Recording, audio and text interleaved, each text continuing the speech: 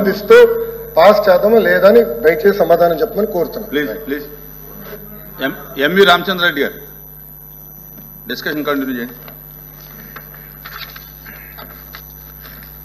అధ్యక్ష, పరిశ్రమల మీద చర్చకు అనుమతించినందుకు మీకు ధన్యవాదాలు తెలియజేస్తూ, కడప జిల్లాలో ఉక్కు పరిశ్రమ స్థాపన చేయాలనేటటువంటి సంకల్పంతో 20,000 మందికి ప్రత్యక్షంగా పరోక్షంగా 1,00,000 మందికి జీవనోపాధి కల్పించాలనేటటువంటి సదుద్దేశంతో దివంగత ముఖ్యమంత్రి వైఎస్ రాజశేఖర రెడ్డి గారు అక్కడ 2007లో ఒక పునాది రాయి వేసి స్టీల్ పన్నులు ప్రారంభించడం జరిగింది అధ్యక్ష.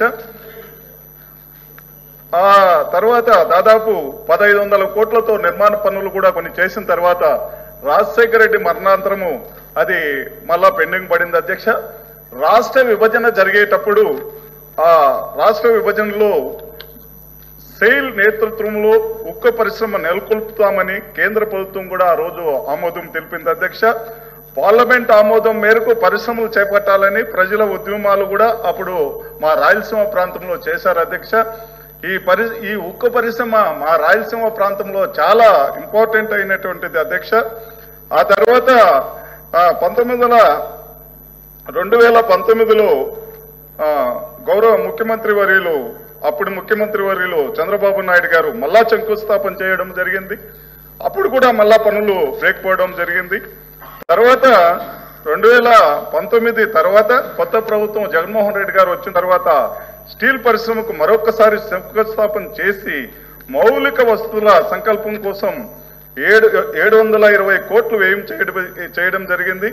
4 లైన్ల రహదారి, రైల్వే కనెక్టివిటీ, నీటి వసతి కోసం పైప్ లైను, ఇవన్నీ కూడా విద్యుత్ సరఫరా, కాంపౌండ్ వాలు, భవన సదుపాయము, తర్వాత రోడ్లు, జమ్మలమడుగు టు మొద్దనూరు వరకు రోడ్డు, ఇవన్నీ కూడా ఏర్పాటు చేసిన తర్వాత ఆ స్టీల్ పరిశ్రమ జేఎస్డబ్ల్యూ వారికి అప్పచెప్పడం జరిగింది అధ్యక్ష.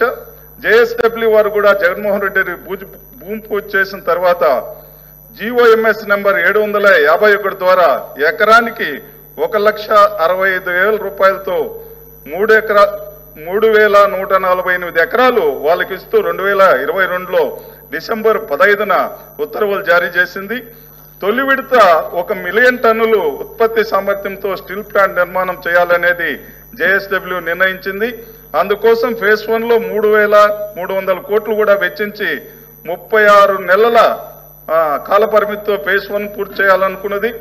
ఆ తర్వాత కూడా ఫేజ్ 2 కూడా 2029 31కి నాటికి పూర్తి చేయాలనుకున్నది అధ్యక్ష.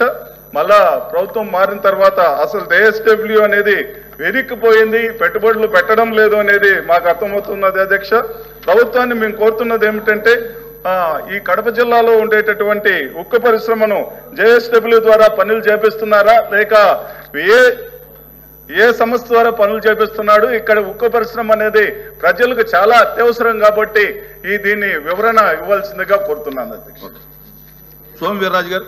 సార్, ఇప్పుడు దీని మీద ప్రతిదానికి no sir, this is short discussion. మంత్రి గారు, ఇది short discussion. No sir Lokesh గారు, సారీ. ఇప్పుడు ఇది షార్ట్ డిస్కషన్ లో క్లుప్తంగా ఉండాలి, సబ్జెక్ట్ క్లుప్తంగా ఉండాలి. మీరు కాదు మీరు ప్రతిదానికి క్లారిఫికేషన్ ఇస్తాను, ప్రతిదానికి మాట్లాడతానంటే కాదండి సార్. మీరు రిప్లైలు ఇవ్వండి సార్, మీరు రిప్లైలు ఇవ్వండి.